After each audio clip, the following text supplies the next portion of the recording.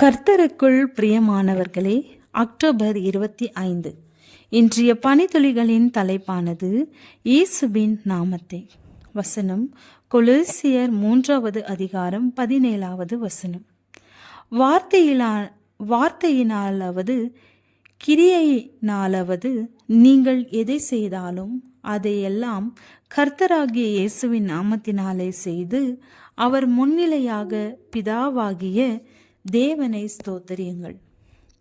மகனே, உனக்கு கொடுப்பதற்கு என்னிடத்தில் அதிகம் இல்லை, ஆனால் எனக்கு நல்ல பெயர் இருக்கிறது, அதை கெடுத்து விடாதே. கல்லூரிக்கு போகும்போது ஜெரோமின் தகப்பனார் இந்த வார்த்தைகளை சொன்னார். ஒரு விளையாட்டு வீரனாக மேடையில் நிற்கும்போது தனது தந்தையின் இந்த வார்த்தைகளை ஜெரோம் நினைவு கூர்ந்தான். இந்த வார்த்தைகள் ஜெரோமின் வாழ்க்கையில் பெரிய பாதிப்பை ஏற்படுத்தியது என்பதற்கு ஆதாரமாய் மேடையில் தன் பேச்சை முடிக்கும்போது தன்னுடைய மகனை பார்த்து, மகனே, நம்முடைய நல்ல பெயரை காட்டிலும் உனக்கு கொடுப்பதற்கு முக்கியமானது வேறொன்றுமில்லை என்று சொன்னான்.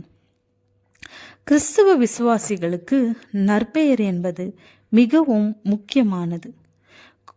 கொலோசியர் 3வது அதிகாரம் வசனம் 12-17 நாம் யாருடைய ஸ்தானாதிபதிகள் என்று பவுல் நினைவுபடுத்துகிறார். குணாதிசயம் என்பது நாம் அணியும் ஆடை போன்றது. ஆனால் இந்த வேத வாக்கியம் அந்த ஆடையின் மேல் இயேசுவின் நாமத்தை எழுதுகிறது. ஆகையால் நீங்கள் தேவனால் தெரிந்து கொள்ளப்பட்ட பரிசுத்தரும் பிரியருமாய் உருக்கமான சிகரத்தையும் தயவையும் மனத்தாழ்மையும் சாந்தத்தையும் நீடிய பொறுமையையும் தரித்து கொண்டு ஒருவரையொருவர் தாங்கி ஒருவர் பேரில் ஒருவருக்கு குறைபாடு உண்டானால் கிறிஸ்து உங்களுக்கு மன்னித்தது போல பூரண சற்குணத்தின் கட்டாகிய அன்பை தரித்து கொள்ளுங்கள்.